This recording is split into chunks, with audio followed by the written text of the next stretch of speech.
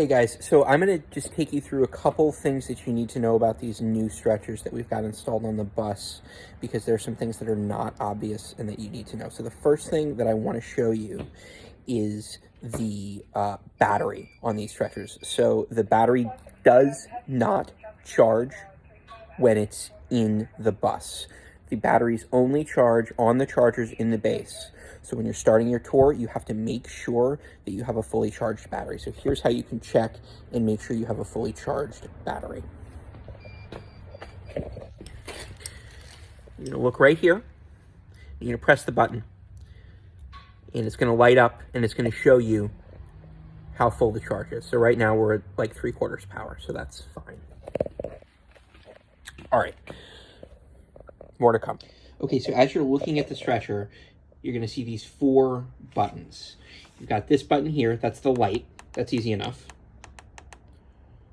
Nifty little feature. Then you've got the minus button, the plus button, and this, which is sort of like the disengage button. So what you have to remember with the buttons is that the plus and minus refer to the height of the stretcher leg. So if you want to raise the stretcher legs, you hit, well, if you want to raise the height of the stretcher, if it's sitting on the legs, you press the plus button.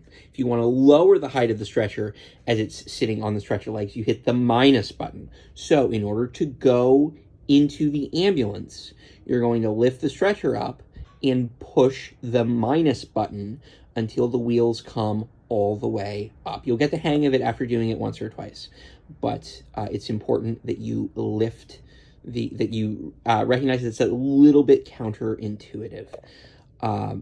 If you run into any issues at any point with the battery failing, okay, the battery has failed and you need to operate this as a fallback, as a manual stretcher, there is a handle to do that right there. It works just like a manual stretcher, except it's way, way heavier. So hopefully you've got big muscles to handle that. Okay, more to come in one quick second.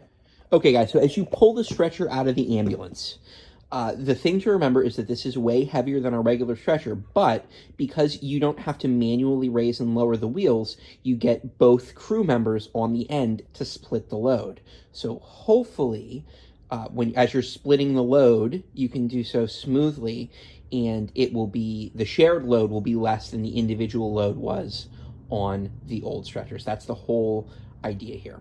So to remove the patient, right, you disengage the latch just like we normally would. Right. By the way, we've just graphite lubed all the latches, so they're much smoother. They no longer stick. It's silky smooth now. So it's super nice. By the way, it locks back in just like any other stretcher. Just like that, it locks very smoothly. So we pull it out. And as you do this, you'll pull the stretcher out with you. And once the wheels are clear of the back step, you're going to push the plus key to, again, raise the height of the stretcher if it were sitting on the wheels. Again, it's a little counterintuitive. You might think you're lowering the wheel, so you want to hit the minus key. That's not how it works. You're hitting the plus key to raise the height of the stretcher if it were on the wheels. That's how it's going to work. Okay, so I'm going to go ahead and do that now, and then I'm going to talk to you about how the wheels caster and work. Okay, guys, so Cam is helping me out here, and we're going to show you the different settings for the wheels. So unlike our last stretcher, which was either locked or not, and really when it was locked, it wasn't really locked. These, first of all, the lock works really well, but second, there's 2 locks that operate independently, so one on the left side, one on the right side, and each lock has 3 different modes. So the front and back wheels on either side are tied together. So Cam, if you want to just activate one of the locks, you can see when he activated the front lock, the back locked as well. Now, these latches have 3 modes. So there's the freewheeling, free castoring mode, which is what they're in now, and that's sort of in the neutral position. The stretcher can, swing around with the greatest of ease. in that mode. So then the second mode is if you push it down, it completely locks, it can't turn, and the stretcher is now locked in place. It really can't move. The third mode is when you have it pushed all the way forward. And in that mode, once the wheels go straight, they can no longer turn. So once the back wheels are straight, it doesn't affect the front wheels, but once the back wheels are straight, the back wheels can no longer freely caster.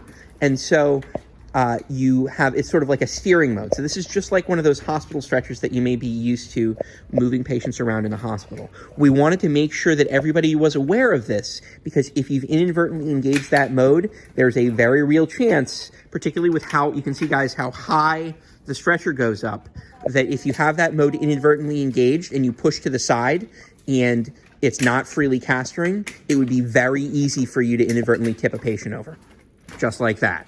Right, so you guys can see how easily that happened, and we want to make sure that does not happen. So that's the most important thing that we needed to show you, was make sure that if it's in the fully forward mode, you're aware that you are in the steering rather than the castering mode, and if you push it to the side, it will tip.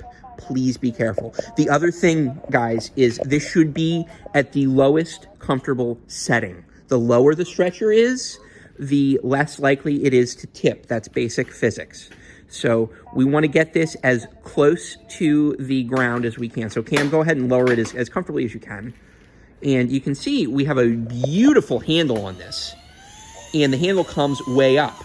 So this stretcher is now much lower than it was. And if we do the same thing we did before, and we try to tip it, you can see that whereas he was very easily able to tip it before with just a little bit of side pressure, now it's much less prone to tipping because it's so much lower. So super, super important that we are aware of the 3 brake modes, and as well that we are lowering the stretcher to the lowest comfortable height when a patient is on it, so that we are not inadvertently causing the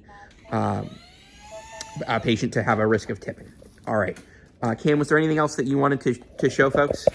I don't know if you showed the light. Yeah, I mentioned that. So it is a pretty cool light, pretty nifty. And then did we talk about the battery?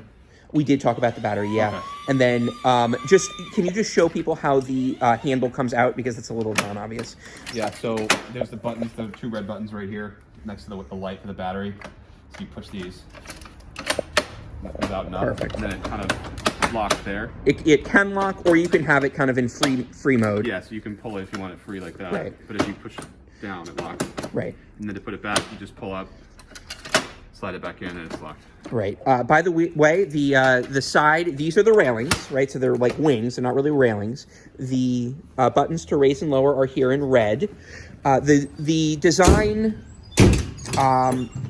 sort of convention, the design convention of these Stryker stretchers is if it's red, it's a control. If it's red, you can pull it, push it, and it will do something. So the brakes are red, the handles for the stretcher are red, the handle back here is red as well. These are red. This causes the back to go in and out, right? So this is another one. there is, yeah, so you can have people in kind of a, I guess, abdominal pain position. There's a handle, if you do this by accident, there's a red handle just below the bottom. Yeah, of the Trendelenburg handle is also the handle to get out of that weird abdominal pain mode. It does have Trendelenburg mode, although that's not really in protocol anymore. And there's an emergency handle, again, down here on the side. If you inadvertently run out of battery power, that handle on the left, nope. Oh, that's way down there, does turn it into an old-fashioned mechanical stretcher, just an incredibly heavy one. So it's a backbreaker 3000, but it is what it is. Guys, I think that's what you need to know about this. Please, the first time you come down for a tour, it is absolutely essential that you take the time to take this stretcher out of the bus and put it in. Again, the labeling of those buttons is a little bit counterintuitive. So please play with it a few times, Get comfortable with it.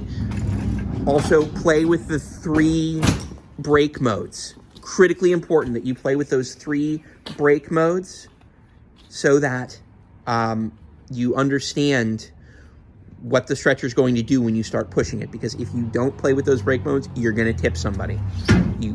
You're going to do it. So don't. All right. That's all we have for you. Enjoy the new stretcher. Have fun.